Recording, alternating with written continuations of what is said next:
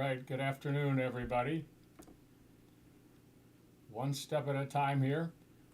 My name is Mike Ruby, and I'm your host of the Be My Own Boss podcast. So, we're going solo today on a brand new platform, and I hope you see this. I hope it's helpful. There's a lot here going on. By way of subject background, we have a brand new regulator proposed to have a major impact on all of our lives, the Secretary of Labor. And that person is relatively new to big time government. So we're going to introduce her. We've got a couple of pictures of her, a little bit of background, and then some idea of the scale of the challenge managing the Department of Labor and your career and mine and 76 million other people too. The podcasting story is that this is my first podcast going solo, and it's my first on OBS, the Open Broadcast Software that I have been teaching myself for the past month or so. I'm certainly hoping everything goes smoothly. Join the chat and let me know what you think. You might be looking for my often co-host, Steve Johnson of Rideshare Rodeo. Steve is on a December delivery work schedule, and he has sent his regrets in the kindest way, and we hope to see him in a couple of weeks after the Christmas rush is completed. So what I've got for you today is something new that can't be done on StreamYard. It's presenting pictures, images, along with the live stream commentary, and perhaps some involvement with the audience. So let me try this. It's tricky, and I have to tell you, my heart's in my throat, but I'm working on the OBS dashboard laid out in front of me. And what I'm going to do is I'm going to stream this. I'm going to Well, you got dreams and you know they matter. Be your own boss, climb your own ladder. That moment's getting closer by the day. And you're in the same boat with a lot of your friends, launching ideas you all believe in. The tide's gonna turn and it's all gonna roll your way. We're in a host and guest scene. All right. Now, what we want to do is we want to talk about a woman named Lori Chavez DeRemer. And I'm going to, but I've been trying to catch a problem clip here, and I've had things nested inside each other that they shouldn't. This is actually a wonderful program. Nothing I say should be interpreted as being anything but admiration for the OBS system. It's wonderful. It is almost infinitely capable. You're basically running your own television studio. Can you increase? Yes, I can. Thank you very much, Rideshare Warrior Rick. I can. Is that better now? I see. Let's see. Have I got my audio going? Yes, but it's not showing up on my media. There it is. Okay, is that better? Anyway, thanks for that tip. There are a lot of moving parts here. All right. So I'm showing up on the mic. I'm in green. So thank you. Okay. So I'm going to transition one step at a time to showing you some panels, just to introduce you to a new person who is literally going to affect our lives. So I'm going to select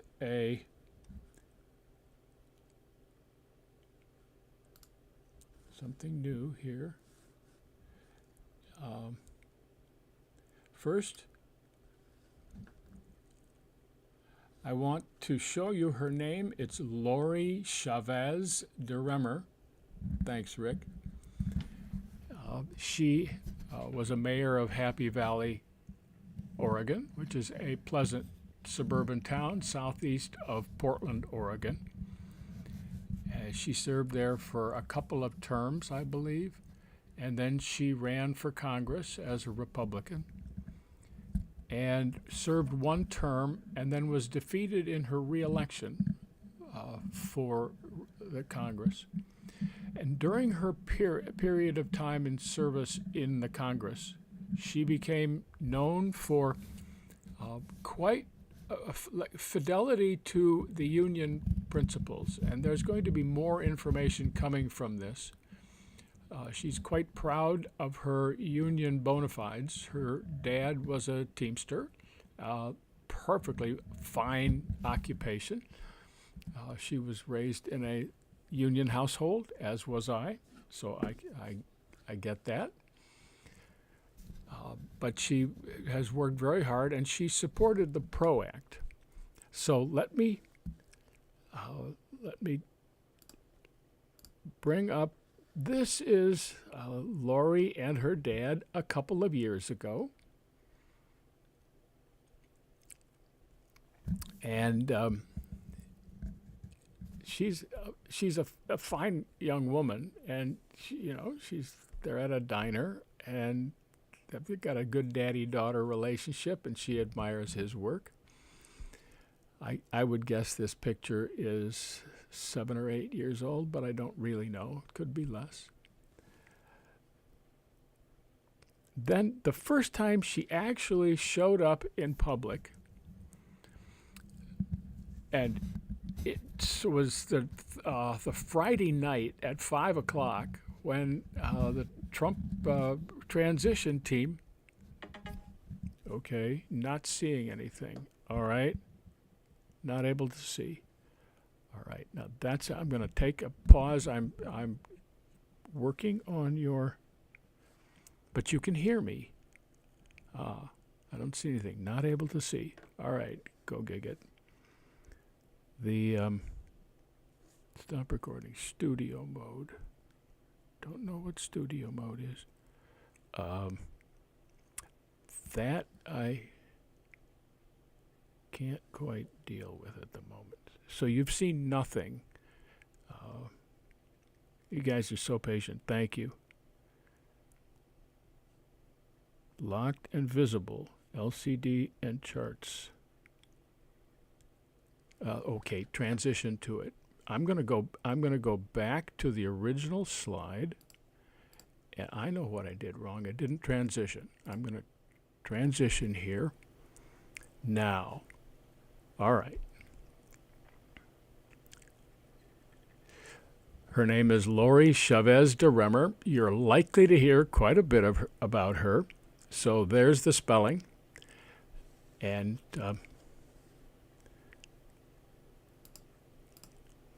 again, if you can go gig it, hope you can see this. Another transition. Okay. And here she is with her dad. And one thing that surprised me when I saw that picture was her thumb is doing something with her blouse, and it just surprised me. But everybody tries to straighten their clothing for a picture, so why not? So this was the picture.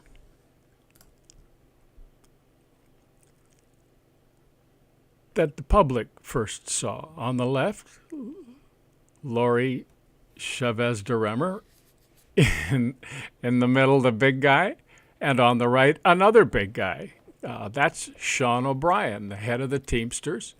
For us in Massachusetts, I can tell you, Sean O'Brien's cut quite a channel. He was head of the Massachusetts Teamsters. I think it's local number 25.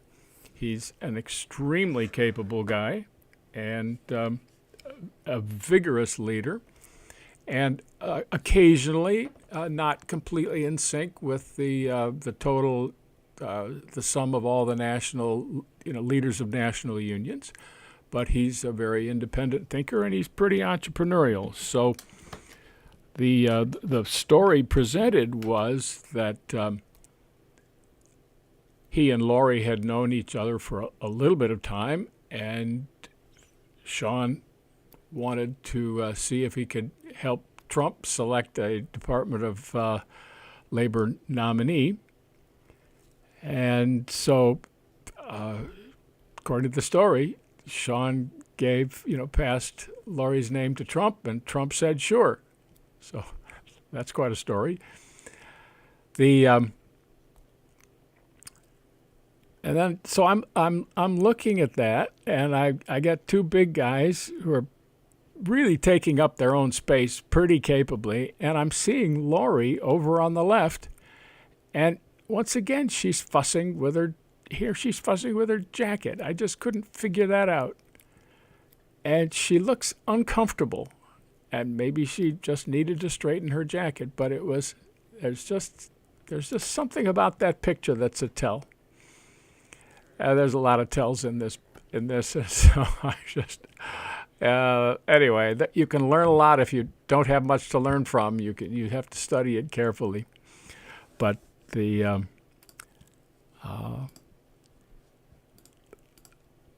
that story, and then someone has interviewed Lori for a news article. And here she is, probably in her office in one of the executive office buildings for the legislature, not EOB, executive for the legislature. And the curtains are normal, and nice chair. And this is Lori pretty much today. What I see is a fair amount of bling, a very attractive engagement ring, and very au courant glasses, and her the little medallion that used to be a lapel pin for the women are now very proud of the women members of Congress. Women are wearing it as a necklace, which is perfectly fine. But and then there's a contemporary watch strap. So you've got a gal who's a little bit. You're seeing her. To me, it seems like she's a little bit hiding behind, a reasonable amount of bling. They didn't take the picture when she was looking at the camera, but you could wonder if maybe she's hiding something, or if she's trying to step back and get some distance. And when I look at all these these pictures, I get the impression that she might not be completely confident in what she's being asked to do. And it's a normal feeling. I'm sure all of you have encountered some task that looked absolutely insurmountable. And I think that probably your body English and mine looked a lot like hers. It's like, I'm not completely sure about this. The Department of Labor spends $11 billion a year. They have 17,000 employees. They're in 31 different organizations. And it is and they have this long list of issues that they work on. So we should talk about those. And I've got some of you may have seen these before, but I'll read them aloud in case you're on a small screen. But the United States Department of Labor is tasked with, I think, some of the toughest social, personal, workplace encounters, difficulty, the friction in the workplace that comes from all those in one place. Much of it's been assigned to the Department of Labor, and it will take a master negotiator in order to even begin to solve these problems. The most important one is wages, overtime, benefits, and pensions. And this is how we get paid. And the U.S. government is right in there. It started with the Fair Labor Standards Act, placed these issues under the jurisdiction of a department, which later became a cabinet department. But there is, I mean, if you can imagine anything, would you like to just ramble into the discussion of wages and overtime yourself? Like you came out of, you were maybe mayor of your small town for a while, and then you went to Congress. They gave you an office. You had a bunch of things. You endorsed some bills, and all of a sudden you're deciding wages for 160 million people. Like, good luck. I'd be careful of it. The next topic, naturally, it being the Department of Labor, some wags call it the Department of Labor Unions, is unionization and how it's voted in and voted out, and who does the persuasion and what can they say and what are the limitations and where can they say it, and then the elections themselves. And maybe sometimes they're not elections, they're card check or they're signatures or petitions. These are issues that people fight about a lot. All of these are. Everything I'm going to talk about. And they're going to ask Lori, pension security. We've just now the government has given, I think it's $300 billion to private sector unions to make up for losses in their pension plan. Don't know how that happened, but the money went out, and wags are, again, still saying that money's going to keep going out. But people spend their lives managing pensions. And by the way, as individuals, nobody's going to manage your money better than you will. Nobody's going to take more care with it. So just a tip for another discussion sometime. The issue of race and work and preferences and equal treatment, and the basis for equal treatment. All of it goes to the Department of Labor. Religion and work affects scheduling and time off and vacation days or personal days or what you can observe and what you can do that you feel is important in religion. All of that, this woman is being tasked with solving it. Veterans and work. She's not a veteran, but a lot of people are, and they have very strong needs and strong opinions, and that trying to get them back to work. I remember when I was a little kid, my mom saying, there are still veterans from World War II who still don't have work. And I thought, I just never forget her saying that. It's like, that's impossible, but it's very possible. And it's a lasting problem, is transitioning from some guy who's managed a bayonet or a tank or a gun on a ship. I mean, there's so many different things you can do. And then trying to find private sector work that absorbs that. Oh, man. This job is incredible. Talk about disability and work. We have all kinds of disability in this country. They have rights. They are all individual people with a need for understanding and accommodation, and much is expected of employers in terms of accommodating them. And the Department of Labor plunges right into that. Then there's the issue of men and women in the workplace and hiring and discipline and who gets what and why was it done. And there's a huge amount of litigation on men and women and hiring and work. There is the entire safety thing.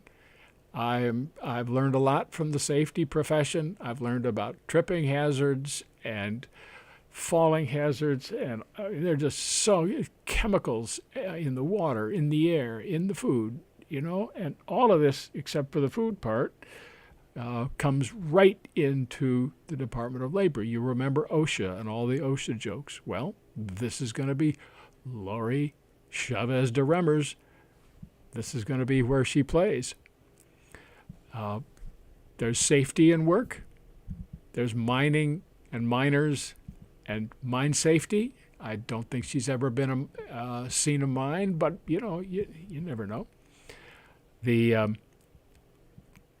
the conflicts that arise between labor, the workers, and between workers and the unions, and between unions and management, and between workers and management, and all of that comes into the Department of Labor, those 17,000 people, and all of their needs.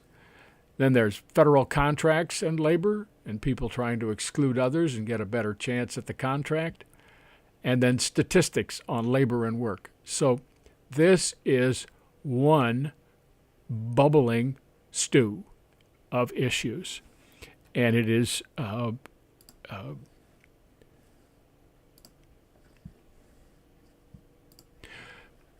I ask myself, do I think I could do it better?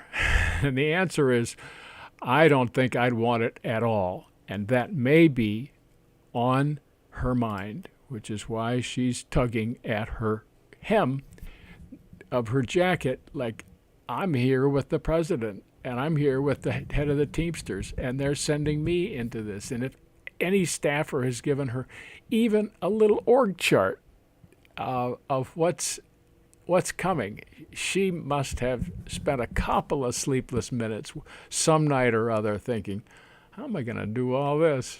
So I got to say, more power to her, but our whole job is to make sure maybe someone else, maybe she doesn't want to do this job, and we can say, well, there are other people that agree with you, and maybe she'd rather back out. That's possible. People do. Even Matt Gaetz decided to back out under certain pressure. So I just think that, here's a picture of Lori on the left and Lorena Gonzalez on the right. And Lorena was famous in California for having upended the independent contracting rideshare rodeo. Hey, you're probably out in Steamboat. Lorena brought in AB5 to California and mischaracterized the experience in Massachusetts. She said there were no problems with it, which dumbfounded the labor attorneys in Massachusetts. They were like, you gotta be kidding me. But she just glossed over it. And who knows, maybe Lorena secretly wanted this job, and maybe O'Brien took another look and said, I don't know, maybe the lightning goes to that lightning rod too often. So on the left, we have Lori, and on the right, we have Lorena. I can't imagine they haven't talked. I can't imagine it. And I can't imagine that the tales from Lorena would have put Lori more at comfort. So with that, I think we can, I'm going to take a transition here. And I'm hoping it keeps us alive. Now we're going to go back to the host format. And here I am. So rideshare, that was two people you don't like. Okay, there are. That is true. These women are both. Lorena continues to have a enormous impact, and not for the better, on the labor force that wishes to be self-employed. And they cannot admit it. I believe she knows perfectly well what she's doing, and she goes ahead and does it. I'm sure Lori's going to come to the same conclusion if she decides to take it up. But in any event,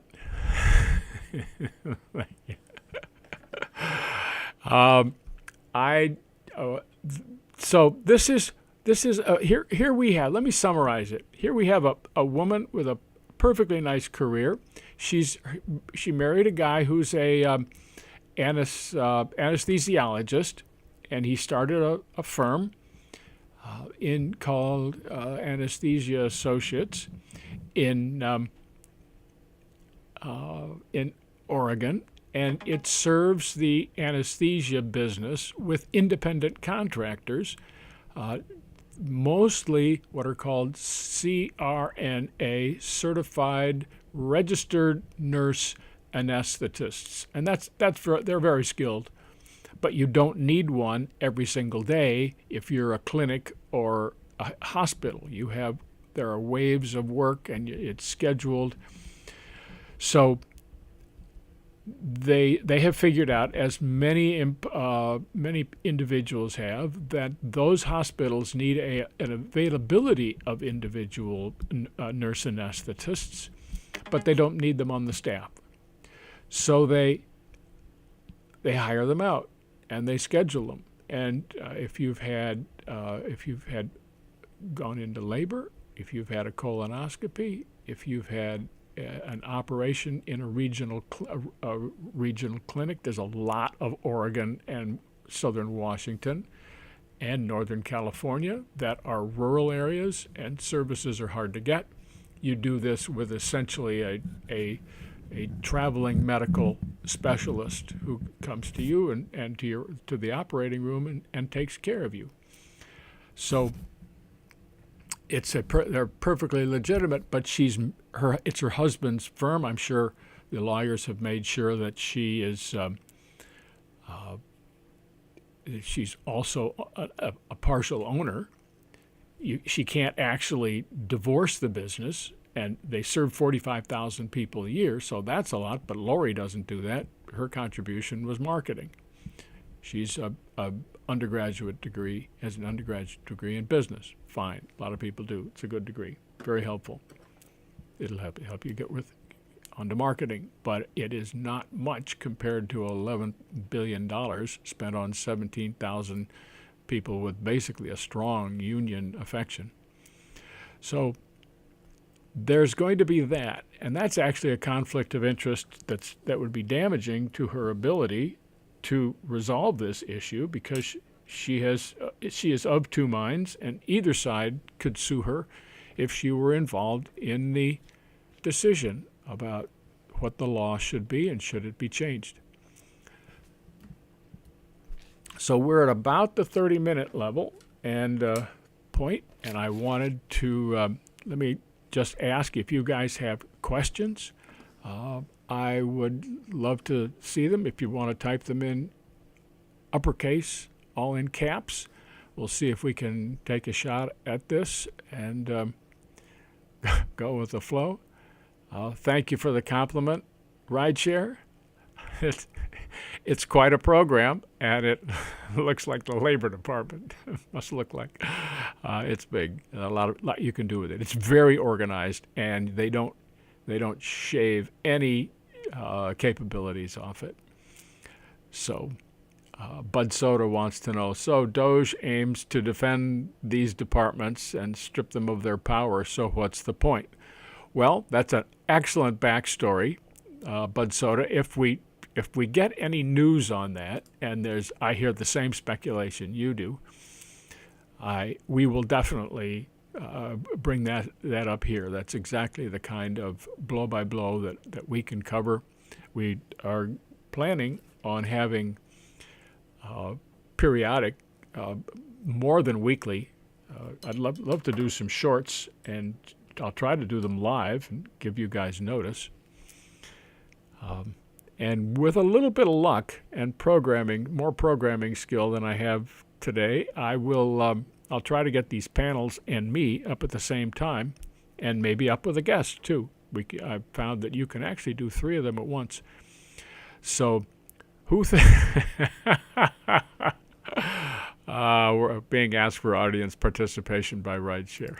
Anyway, I'm sorry that we asked for the public, and we sure do get it. Anyway, thanks for the shout-out, Rideshare. I think that, and thank you, Traveler, for the hand clapping. I cannot imagine a more interesting time in our nation's history, other than the Revolution and the close of the Civil War than this moment we're in right now. I think I am so glad that I'm working with all of you on defending self-employment.